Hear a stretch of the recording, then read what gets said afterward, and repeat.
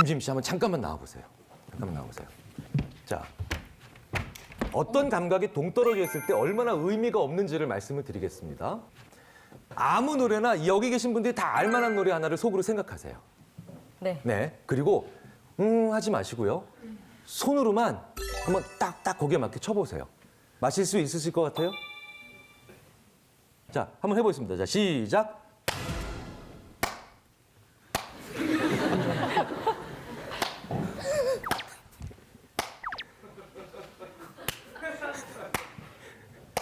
사나이 로또 아닌가요? 네. 야, 분발을 하고 있으면 어떡해. 야야야 내 나이가 근데 정말 웃긴 거는 네. 다 본인 야. 상황에 맞게 해석하고 있는 것 같아요. 그렇죠, 그렇죠. 네. 네 상황이 어때서? 아니면은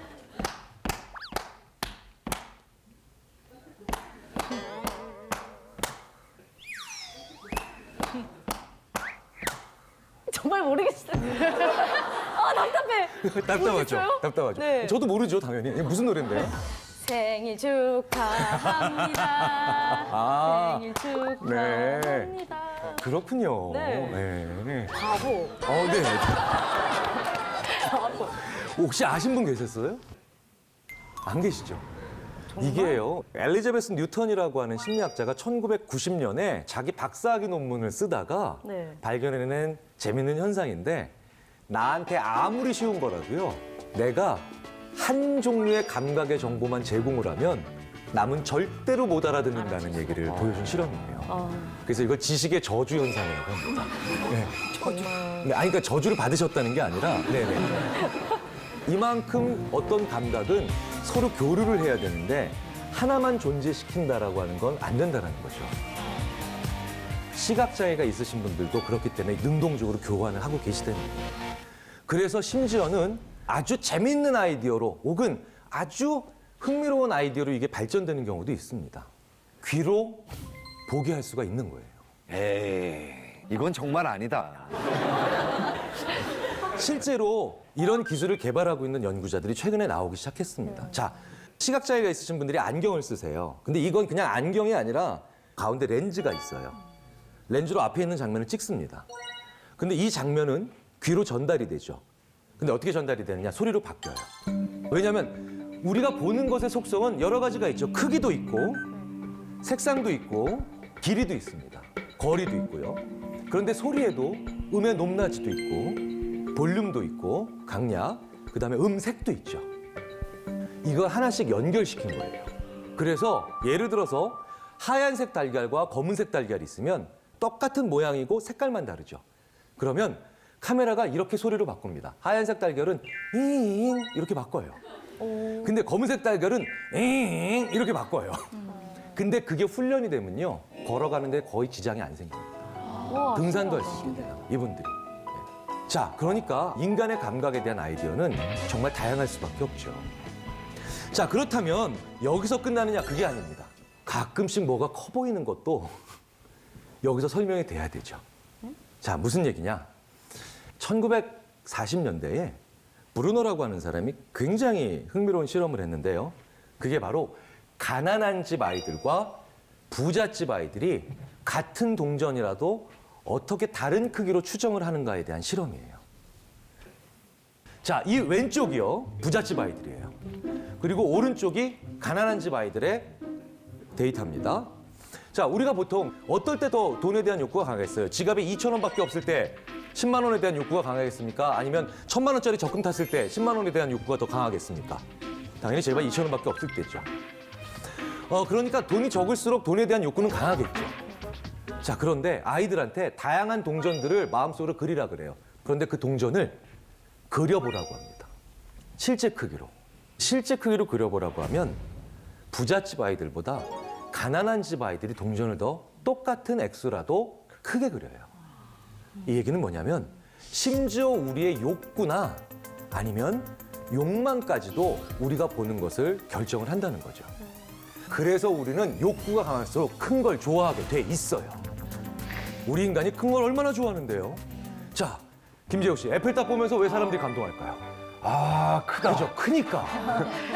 피라미드 보면 왜 사람들 놀라니까 크니까. 크다. 자유의 여신상도요. 사람들 보고 와 크다. 크면 좋은 거예요. 그래서 우리는 또 반대로 열심히 운전해가지고 갔는데 그게 작잖아요. 기분이 나빠요. 맞아. 네. 그래서 벨기에 브뤼셀 가면 오줌 싸게 소년 그거 보고 사람들이 내가 이걸 보려고 300km를 달려왔나. 그래서 왜 영국의 그 유명한 피카디리 거리를 가도 사람들이 실망해요. 왜? 작거든요. 우리는 내 욕구가 거기에 강할 때마다 커야 된다라고 하는 생각들을 심지어 가지고 있죠. 자, 그렇기 때문에 우리는 일부러 커게 해서 심지어는 아름다움과 연결시킬 때도 있습니다. 홍나실 씨, 문다현 씨. 예전에 80년대 우리 미스 코리아 분들 헤어스타일이 어땠었나요? 사자머리. 라이온킹. 네.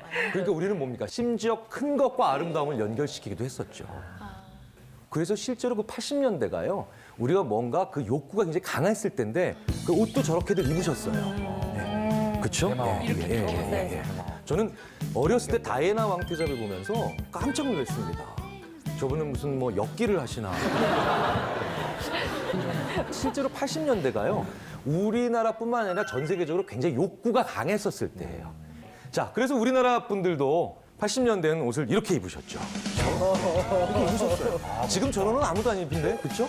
옛날에 저렇게 입으셨어요.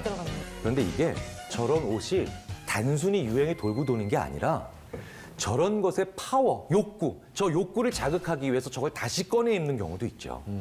그게 바로 이번에 미국 대선에서 승리한 트럼프예요. 트럼프는요, 막말보다도 더 미국 사람들이 힘들게 했던 게 막장 패션이에요. 옷을 어떻게 입었냐면 80년대 양복 이게 맞아요. 어깨 통나물 입고 넥타이를 그 빨간 걸 이렇게 좁게 매고요. 더 괴로운 건 앉았을 때 버튼을 채우고요. 네. 그런데 저 도널드 트럼프가 왜 저렇게 촌스러운 속된 표현으로 막장 패션이란 말까지 들으면서 그 비아냥을 감수했느냐? 실제로는 모종의 전략이 있었을 게 분명하다라고 추정하지요, 저희들이. 왜? 1980년대에 로널드 레이건의 시대였거든요. 로널드 레이건은 파워를 그리고 인간의 욕구를 굉장히 강하게 대변하는 대통령이었죠. 그래서 그때로 돌아간 거예요. 옷을 잘 못 입는다라는 건 정치인으로서 굉장히 강한 부담이고 핸디캡이 됨에도 불구하고 그걸 감수했는데 저걸 전략적으로 이용한 게 아닐까라고 하는 그런 추정들을 굉장히 많은 사람들이 하고 있죠. 그런데 이 넥타이 얘기가 나온 김에 말씀을 드리자면 이 넥타이를 조이고 이거 풀르는 게 사실은 굉장히 다양한 경우에 그 사람과 나의 관계를 얘기해 줍니다. 자, 수많은 정치인들이 2000년대 이후에는요, 저 넥타이를 하지 않습니다. 그래서 심지어 미국 언론에서 오바마는 넥타이 산업을 죽이려고 하는 거 아니야? 라고 얘기할 정도로 오바마 대통령은 넥타이를 별로 안 좋아했었죠. 그 외에도 데이비드 캐머런 영국 총리도 그렇고 수많은 런던 시장, 그리스 총리까지도 굉장히 많은 사람들이 넥타이를 안 해요. 왜? 힘이 있는 자는요, 이미 더 이상 욕구를 혹은 욕심을 부릴 필요가 없죠. 그러니까 내 힘을 굳이 상징할 필요가 없습니다. 그래서 타이를 풀러요. 권위주의를 내려놓는 신호로 삼죠. 그런데 꿋꿋하게도 지금 미국 대통령 트럼프는 저 타이를 고집합니다. 왜? 나는 당신들의 힘에 어필하겠다는 거예요. 근데 또 여기서 반대로요. 저 같은 저권력자가 타이를 풀면 무례한 게 될 때가 있어요. 그래서 오히려 우리는 그 권위에 좀 더 예의를 보이기 위해서 타이를 매기도 하죠.